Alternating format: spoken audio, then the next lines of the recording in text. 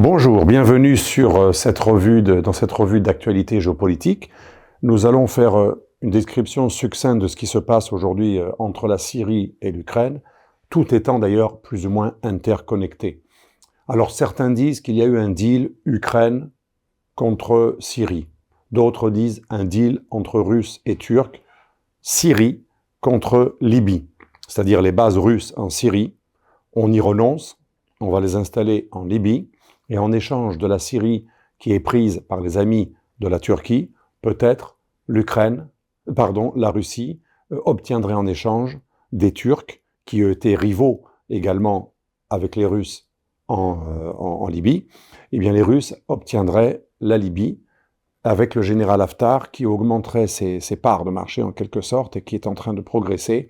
Et les bases russes de Syrie seraient en train, apparemment, à ce que j'entends, en train d'être transférées à Tobrouk, dans le fief de M. Haftar, le général Haftar, qui a nommé d'ailleurs ses deux fils à la tête aussi de plusieurs commandements militaires. Donc il les a nommés aussi dans l'armée libyenne qui est celle de M.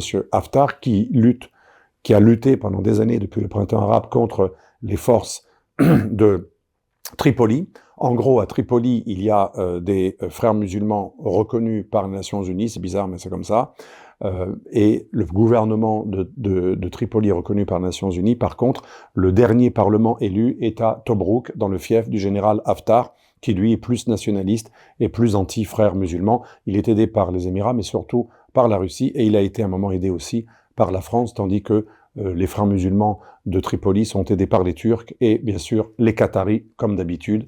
Et on retrouve Turcs et Qataris ensemble également en Syrie. Pour revenir à la Syrie, donc, il y a peut-être eu ces négos entre Ukraine, Syrie, Libye, entre Turcs, Iraniens, Russes, peut-être même Israéliens et Américains de manière indirecte. En tout cas, il y a eu un écroulement volontaire général de l'armée syrienne qui n'a pas combattu, qui a reçu l'ordre de ne pas combattre, qui a été lâché et par les Russes, mais moins connu également par les Iraniens, qui ont un autre calcul. Aujourd'hui, la priorité des Iraniens, c'est la bombe atomique. Les Iraniens ont accepté le cessez-le-feu obtenu par Israël, par le Hezbollah, avec un retrait derrière le fleuve Litanie. C'était ce que voulaient les Israéliens depuis la résolution de 2006-1701. Apparemment, tout ça, il y a des énormes deals derrière tout cela. Bachar al-Assad a fui. Bachar al-Assad a retrouvé sa femme à Moscou. Il n'a pas été reçu par le président Vladimir Poutine, qui a finalement reconnu sa présence après pas mal de jours, mais qui n'a pas voulu se montrer affiché avec lui. Poutine est déjà dans l'après-Bachar. Il essaie, comme l'Iran, de retrouver des positions dans le monde arabe, y compris en Syrie. Il n'insulte pas l'avenir, il a bien reconnu les talibans avant tout le monde. Le pouvoir du Kremlin peut très bien reconnaître Joulani si celui-ci se montrait non hostile. Ça ne veut pas dire que les Russes vont garder leur base en Syrie, ils ont essayé. Apparemment, le profil, ce serait plutôt de replier ses bases en Libye, dans une zone beaucoup plus amicale envers la Russie. Et surtout, la Russie va pouvoir accéder à l'Afrique. C'est déjà ce qu'elle voulait faire à partir des bases en Syrie. Elle est encore plus en Afrique, en Libye, bien entendu. C'est évident qu'en Syrie. Donc, il y a eu un grand deal. Parallèlement à tout cela, on l'a vu dans une autre vidéo, Israël n'a pas été derrière un complot pour faire tomber Bachar al-Assad. Israël s'est défendu contre le Hezbollah, qui a commis l'erreur tactique ou stratégique d'être solidaire du Hamas. Du coup, le Hezbollah s'est fait attaquer par Israël, et Israël, pour attaquer l'approvisionnement du Hezbollah, a également attaqué des milices chiites Hezbollah ou pro-iraniennes sur le sol syrien. Or, ces milices chiites et iraniennes et pro-chiites et Hezbollah sur le sol syrien, c'est par erreur de Bachar al-Assad, ce sont elles qui véritablement contenaient les djihadistes et maintenaient le semblant de stabilité du pouvoir de Bachar al-Assad, qui a fait l'erreur de ne pas écouter et les Turcs et les Russes, qui lui demandaient de trouver un deal avec les Turcs pour en finir avec le Kurdistan à l'est de la Syrie et remplacer la partie nord de la Syrie kurde à l'est, mais aussi à l'ouest, par une énorme bande longue jusqu'à l'Irak, de sécurité, une sorte de protectorat turc, où les Turcs allaient déloger les Syriens réfugiés en Turquie et les reloger dans le nord de la Syrie, ce que ne voulait absolument pas Bachar al-Assad. Donc le Hezbollah, comme une erreur stratégique, de se mêler de l'affaire du Hamas, qui n'était pas son ami, ils n'étaient pas d'accord pendant la guerre syrienne. Ça lui a valu des représailles israéliennes radicales, y compris sur le sol syrien, et tout cela a effondré la défense de la Syrie, qui était trop orientée sur la défense. Il ne faut jamais être défendu par quelqu'un d'autre que soi-même. En étant défendu par l'Iran et le Hezbollah, le régime syrien était vulnérable. Et dès qu'il y a eu la guerre Hezbollah, Iran et Israël, eh bien, l'axe de la résistance pro-chiite a été vulnérable et celui qui en a payé les conséquences, c'était le régime syrien que l'Israël n'avait jamais essayé de démonter, de renverser. C'était quelque chose qui n'est pas le fruit d'un complot ou d'une volonté directe, c'est une corrélation plus qu'une volonté. Israël n'est pas du tout satisfait d'une instabilité en Syrie. C'est pour ça que depuis la chute de Bachar al-Assad, il n'y a pas de coopération entre Israël et le nouveau régime en Syrie. Au contraire, il y a des bombardements comme on n'en a jamais vu, sur les installations, pas uniquement chimiques, mais militaires en général, de l'armée syrienne, car Israël a très peur que des djihadistes qui veulent la libération du Cham, ceux qui ont pris la Syrie, c'est le HTS, Hayat Tahrir el-Cham, l'organisation de la libération du Cham, et le Cham, c'est pas la Syrie, ce sont pas des nationalistes qui ont pris la Syrie, c'est des gens qui veulent libérer l'ensemble du Proche-Orient, et l'ensemble du Proche-Orient, ça inclut Israël, et un jour ou l'autre, le Hayat Tahrir el-Cham aura des liens avec le Hamas qu'il a déjà eu dans le passé, notamment pendant la guerre civile syrienne, lorsque le Hamas s'est mis du côté de Joulani et des milices islamistes sunnites en Syrie. Donc voilà, tout cela est très complexe, mais c'était assez prévisible et on n'est pas vraiment surpris de la chute du régime de Bachar al-Assad, qui n'a voulu aucune négociation avec les Turcs et qui a trop compté sur le Hezbollah pour se défendre. Il a payé les conséquences, en fait, de la guerre Israël-Hezbollah.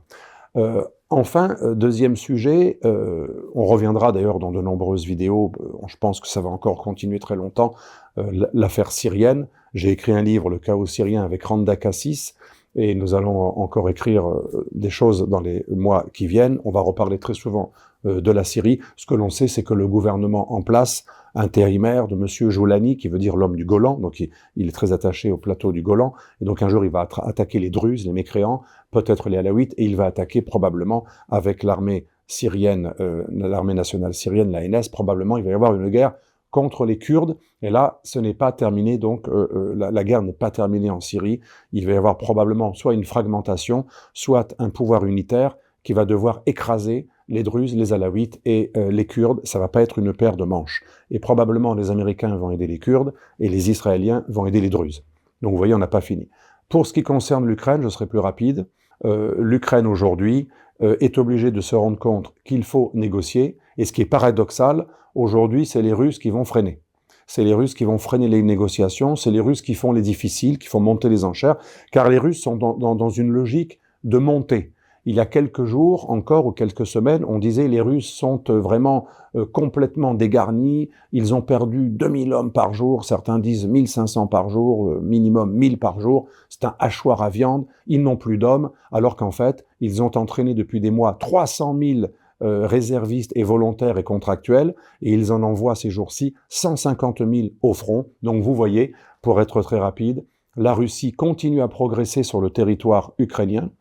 Pokrovsk va probablement tomber, et certains analystes tout à fait autorisés, pas des généraux de plateau, des analystes tout à fait autorisés, estiment, et y compris d'ailleurs certains généraux de plateau compétents, ou plutôt colonels comme le colonel de Jong, mais aussi des généraux comme le général Pinatel, estiment que si Pokrovsk tombe, il est probable que tout le front ukrainien tombe. Et là, pourquoi M. Poutine signerait un accord de cessez-le-feu ou des pourparlers de paix qui le freinerait dans l'atteinte des objectifs de guerre, car les Russes ont des objectifs de guerre stratégiques changeants, mais il y en a quand même quelques-uns qui ne sont pas trop négociables, notamment le fait que l'Ukraine ne redevienne jamais une base sur laquelle l'empire ennemi, l'OTAN, l'Amérique, puisse mettre des dispositifs.